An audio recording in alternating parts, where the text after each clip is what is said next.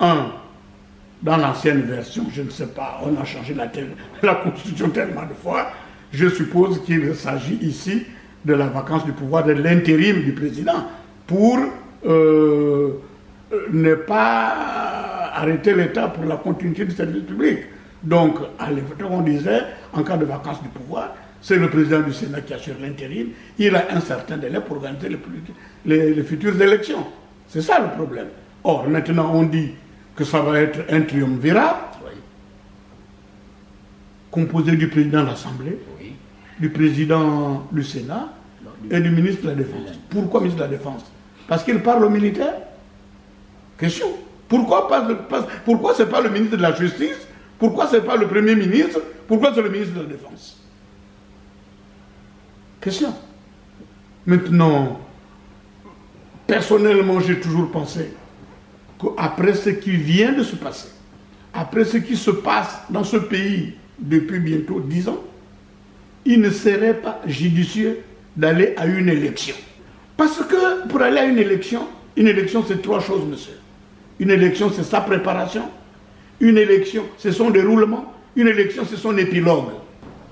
Ça veut dire quoi? Aujourd'hui, vous n'avez pas de liste électorale. J'ai été ministre de l'Intérieur, monsieur. Une liste électorale est basée sur une liste d'état civil.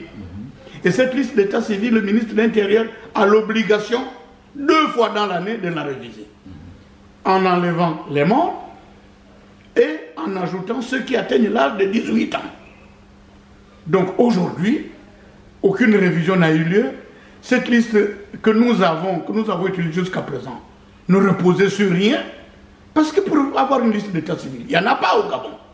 Il aurait fallu d'abord que tous les villages du Gabon deviennent des communes, qu'il y ait une administration sur place qui note les naissances et qui note les décès.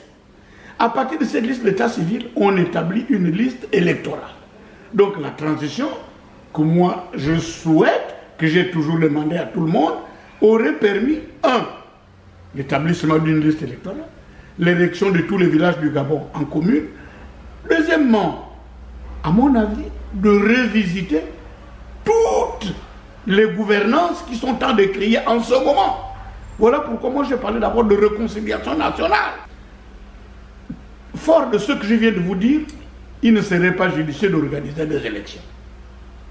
Il aurait fallu que, à mon avis, on puisse d'abord mettre en place l'organisation. Deuxièmement, le déroulement, comment ça va se passer. Troisièmement, c'est l'épilogue. Est élu M. X. Une élection tient à ces 3 choses. Bon. Maintenant, vous me parlez de la réconciliation nationale, monsieur. C'est mon credo. C'est mon confiteur. Les Gabonais, le Gabon ne s'en sortira pas de l'ornière où les Gabonais eux-mêmes l'ont mis s'il n'y a pas réconciliation nationale. Pourquoi? Ce pays ne vit que de haine. Ce pays ne vit que de divisions. L'unité nationale a disparu. Le tissu social a été, à mon avis, complètement déchiré. Aujourd'hui, vous avez un pays coupé en 2, en 3 ou en 4. Je dirais même en 9. Donc il aurait fallu, et il faut, j'affirme, que les Gabonais puissent d'abord revoir leur parcours. On aurait pu visiter d'abord toutes les occasions manquées qui ont fait que le Gabon vienne là. Troisièmement, on aurait pu demander aux Gabonais d'abord de se parler, de demander pardon aux uns aux autres. On instituerait une journée du pardon. Troisièmement, on mettrait une loi sur place pour que tous les Gabonais qui sont à l'extérieur rentrent. Quatrièmement, on mettrait encore une autre loi pour que tous les Gabonais qui sont en prison sortent s'ils sont en prison pour des raisons politiques. Parce que affirmer de manière péremptoire aux yeux du monde qu'il n'y a pas de prisonniers politiques au Gabon, c'est faire injure à l'intelligence. J'ai été rendre visite une fois en prison à Nzibé. On m'a interdit de le voir. C'est la première fois qu'on dit à un avocat, vous ne pouvez pas voir votre client. On m'a parlé de ce jeune du Haut-Tougoué là aussi, un cadre d'ailleurs, qui se trouverait en prison. Les prisonniers politiques, il y en a. Affirmer qu'il n'y en a pas, j'ai dit c'est faire injure à l'intelligence. Ce monsieur là-bas n'est pas au collège. On a vu sa mère, on a vu tout le monde se plaindre. On dit, bon. Donc, pour avoir été député, il se trouve aujourd'hui en prison, il n'a pas détourné de l'argent, c'est un prisonnier politique. Pourquoi se cacher? Il faut dire les choses. Bon.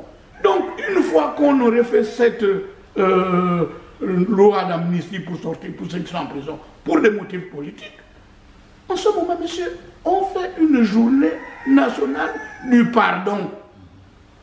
Tous ceux qui ont eu des responsabilités dans ce pays comme moi et qui ont conscience qu'ils n'ont pas toujours bien fait, ah, mes parents, je me suis peut-être trompé, je vous demande pardon.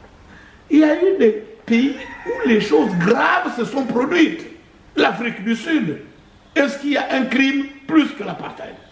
Mais ils ont réussi, ils ont pu dépasser les passions, les crimes et les récriminations pour dire non.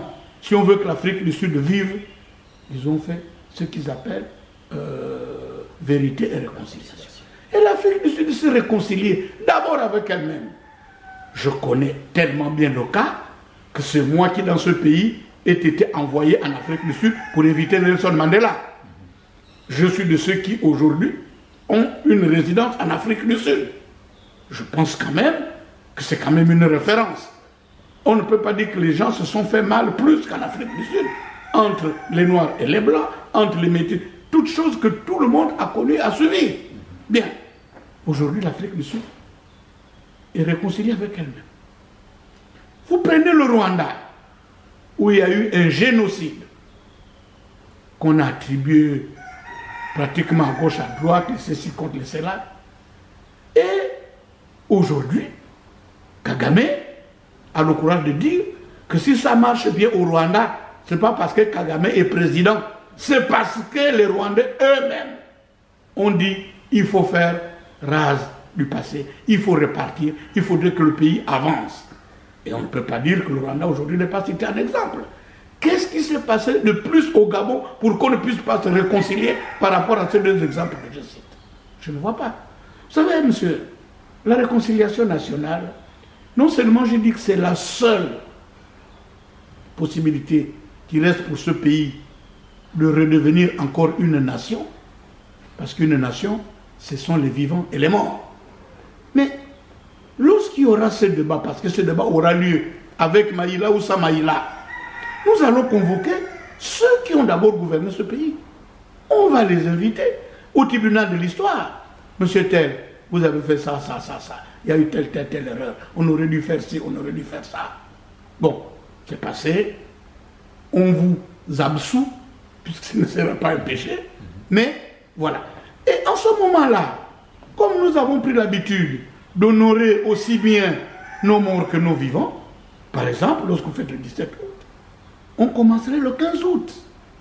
Le 15 août, on irait rendre hommage à Omar Bongo. Avec des discours, des témoignages, des reconnaissances, parce qu'il a quand même fait beaucoup pour ce pays. Une partie dira non, une autre partie dira non. Moi je dis qu'il a beaucoup fait. J'étais avec lui. Le 16, on vient honorer le président Léomba. Pas seulement par le dépôt de gerbes de fleurs, mais aussi par des témoignages, par des discours, par des hommages qui lui sont rendus. Et le 17 août, enfin, on invite les vivants. Enfin, à mon entendement, les acteurs qui ont posé des actes, qui ont joué le rôle. Je ne dis pas que Mme Rogo n'a pas joué le rôle, mais je ne vois pas pourquoi on la convoquerait au tribunal de l'histoire pour les 3 ou 4 mois qu'il est resté au pouvoir. Je ne crois pas.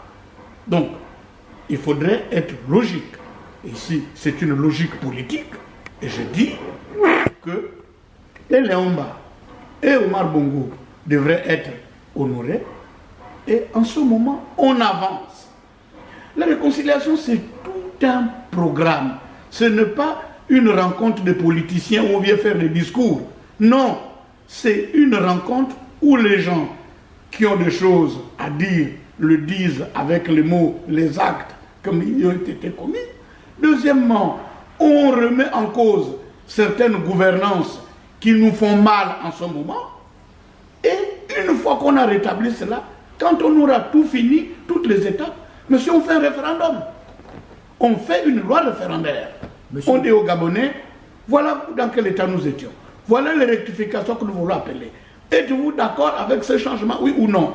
Quand on aura dit oui, le gouvernement qui sera issu de cela sera un gouvernement reconnu par tout le monde. Les élections auraient été préparées dans de bonnes conditions, seraient déroulées dans de bonnes conditions, et personne ne mettrait en cause l'épilogue. Et le chef de l'État qui sera élu sera capable de parler au monde sans se dire un quart, un demi ou un tiers de président.